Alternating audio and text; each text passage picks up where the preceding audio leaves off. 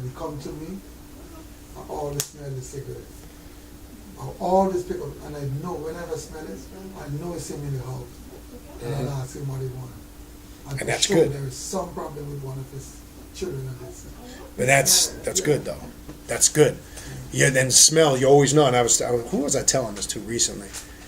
Oh no, actually there was a sister I did a consultation with from Detroit yesterday on the phone. I got mixed up. And I was explaining to her, she has something similar, like you said, not quite the same. And you always got to know, like when you're working with that type of energy, if you know the type of cigarettes he smoked, it's good to leave those cigarettes there. If you know that spirit might have just liked black coffee, or you might know a certain dish might have been couscous, something that they ate regularly. It's always good occasionally, if you have a representation, I think you do on that shrine, put a favorite dish for that spirit, because what that does is that just connects them to this physical realm. It's just a sign of reverence. And then with the 4 elements working on the altar, earth, wind, air, fire, as we do. But the sister that I did a consultation with yesterday in Detroit, same thing. When her grandmother comes, she would always smell black coffee, because her grandmother drank black coffee every morning. It was some certain type of coffee. I can't remember what she told me. So I told her, I said, well, what you want to do is take that coffee, make it, and occasionally put it on the shrine next to her picture. Now remember, on that working altar, when you deal with the spirits of the dead, the Egon, any of those spirits, it's all in that category. Never put a picture of anybody alive on that altar. That's very important. Never put live pictures of people that are living. You understand that? That's only for your work. That's a particular energy that you work with. Never. So some people do that, and I see it when I do consultations, when they say they need help setting up their altar, and I go and I'm like, all these people are passed, right? No, that's why do you got your mother on there? She's alive. Take that shit off of there. That's something you don't want to do. So just be careful with that. Be careful. Anybody else? Yeah, but again, with the reasoning is that you're going out of yourself doing all these things, not from the inner self. No, you're not, because here's the thing. It's like a religion to me. You're saying, if I don't do that, then... No. It's not if you don't or you do. If what we're saying is, if you access that energy, you don't have to do any of this stuff if you choose. You're not going outside yourself, because when you're working with ancestral spirits, remember, you're contacting people that are connected to your bloodline. So what I'm saying is, if, for an example, your great-grandmother passed away and appears to you, though you're having a vision and you're seeing the image of her outside of you, you're seeing it. But it's still connected to you. So when we say going outside of yourself, we don't mean like everything that's connected to you is not going to be any representation of that physically outside of yourself. There's going to be, to an extent. Going outside of yourself would be worshiping a law that you believe exists in heaven and the sky. Now you're completely outside of yourself. Or Jesus Christ, or venerating a statue of Tahuti, and you believe Tahuti is a physical deity that existed outside of yourself, and you're summoned in Tahuti and you're worshiping Tahuti. But can that also bring about a spiritual energy? If you want to worship Jesus and you get a spiritual energy? Well, if you focus on what the energy represents, but most Christians don't do that. Like for an example, Tahuti he's the recorder, the scribe. So if you're focusing on the aspect of wisdom and knowledge as you're doing work with Tahuti, then yes, it'll bring about blessings in that department. If you look at it that way, yes. Now, Christians literally look at Jesus as a physical man. Not saying all. Maybe some Christians look at Jesus on a more spiritual level. Because when you look at Christ consciousness and what it represents, real Christ consciousness, if I focused on healing, things of that nature, when I deal with that Christ conscious, then it takes on a more powerful energy. But I just want to be clear. When we say going outside of ourselves, that means dealing with an aspect of something that has no connection to you on whatever level. Now, again, when you're doing these things physically, none of it is mandatory. If it's something, again, like we said at the beginning of the class, if it's something you don't resonate with, you just don't bother with it. So you may not have any connection or interest or to do anything in that. So if you don't, that's just not for you. You might find that you do other systems that might work. You might just go into just complete meditation, and that might just work for you. You understand? There's some of us, we all going to work with the energy and the spirits and spirituality. Everybody's going to do it differently. There's not going to be one particular path for this. One quick question. So if you have several spirits, so how do you keep in check with them? I hate to tell you that you got way more than several spirits. You got a multitude of spirits. So why? Because remember, this is not your first time here. Most of those spirits that you're connecting with, these are who you were in past life forms. These are other aspects of yourself. This is not your first time here on the planet. I understand. You've been here a multitude of times. So they all come? They can come multitude at the same time. They can come separate incidences. But here, know this. You're going to find this, and I can't confirm this for anybody. You have to confirm this for yourself. You're going to find out, trust me when I tell you, when you really go into deep states of meditation and astral traveling, you always come back as what you hated. I'll say that again. If there's anything important that I said tonight, that's probably the most important thing. You keep coming back here until you master this crap, and everything you hate, you must become until you can move on.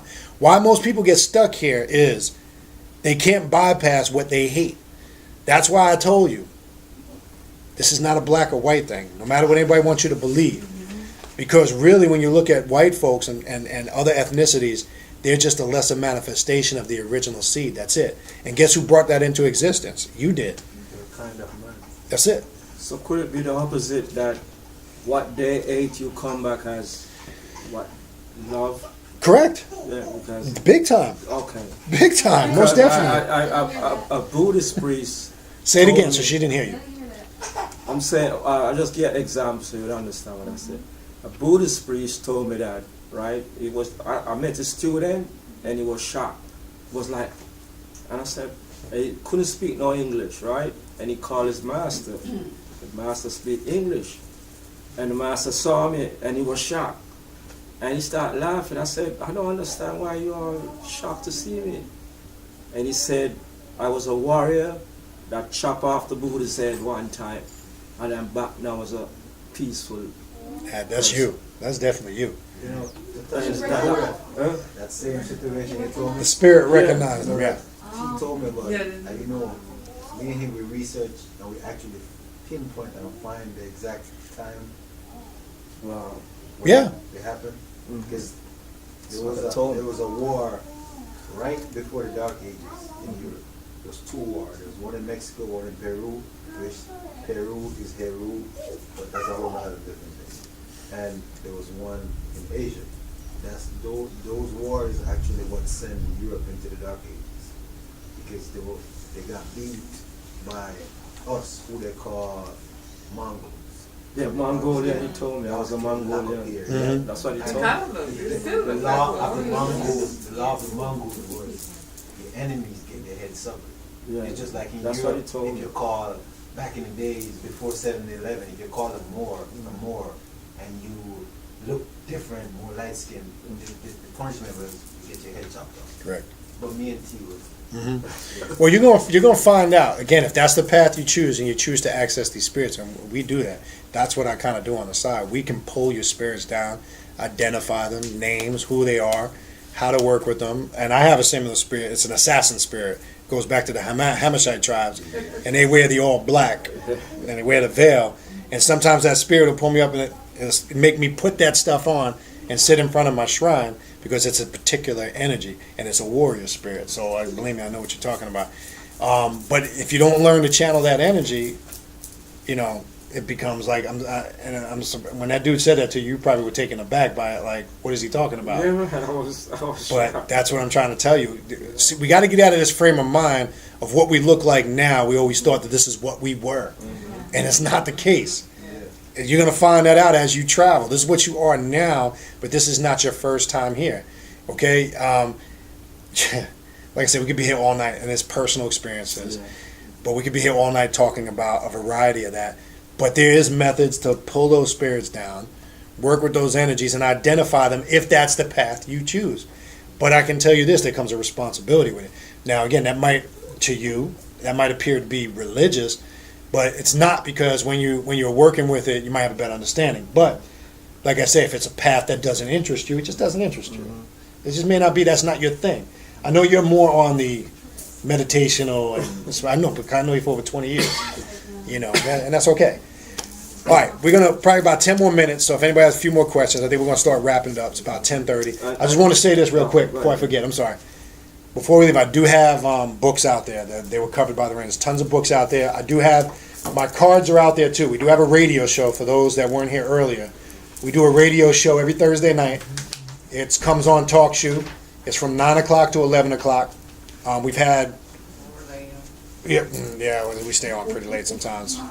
Yeah, she knows.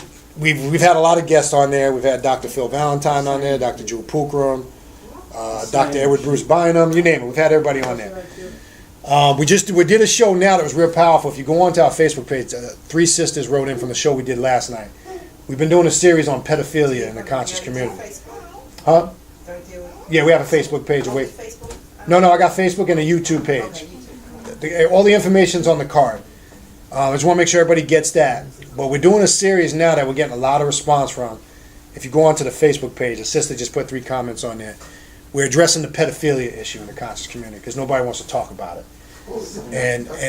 And my stance on that is I don't condone anybody harming children. Period. I don't give a crap. Yes, it's personal with me. I don't give a crap if you like it or not. There's no exception for it. You don't get no pass for that crap.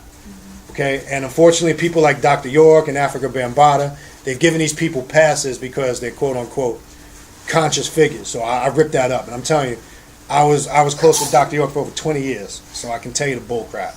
That's a whole nother story, but I don't want to waste my energy and time on that tonight. But we're doing a series on that because you're going to be surprised. Unfortunately, 1 out of every 4 people you run into has either been molested or inappropriately touched at some time in their life. And it's a serious issue and nobody wants to talk about it. And this is an issue that affects people spiritually because it creates intimacy issues. They can't have productive relationships. They don't know how to function in society. And it's a blockage that they've been carrying around. Some people just deal with it by not dealing with it. Some people deal with it by sweeping it under the rug. And then you got some that are just completely embarrassed. They don't want to talk about it. And there's nothing to be embarrassed about. And nobody wants to address it, and we're addressing it. And I don't care, period. If you this person is conscious or spiritual, that does not give them the right, to harm children, period. So we're definitely, tune into that. We're going to finish that up. We got one more series we're going to do on that. And you'll be surprised on the show how a lot of people calling in, coming forward. And it's blowing me away how more than 25 to 30% of the listeners have been molested. It's crazy. Because they haven't had a venue to talk about it, man. Yeah, because I have the same problem. It's not really a problem, but most females I talk to, in some point in their life, something happened to them. Correct. And a lot of the males they around, they can't talk to them. Right. They're too masculine. Right. They feel better talking to somebody who, in their mind, understands. Correct. I realize that a lot of females, and it makes them very bad when it comes to relationships. Well, they have intimate. A lot of them that we're talking to and that I talk to, even if it's personal consultation, they have intimacy issues. Yeah. It's hard for them to be intimate with a man in a relationship, and rightfully so. You can understand that. And that can pose a problem because then they can't function. Now, you got to think about that. Every time they try to get intimate with a man, that's going to conjure up memories of their bad experience, unfortunately. That's a reality. But I have one particular spirit that when it comes and it's come down in Mises, it goes right. I can sense anybody in the room that's hurt a child. And when that spirit possesses me, I go right to that person. It's not a pretty thing. So I have personal dislike to that shit. I have no tolerance for it. That's just me. I don't care if anybody agrees with it or not. It's irrelevant. I don't need to justify myself to nobody. It deals with a whole nother level. So this spirit wanted to come through and we needed to do a series on this because there's a lot of stuff going on that people ain't talking about that needs to be addressed. And like I say, and I say this. So one person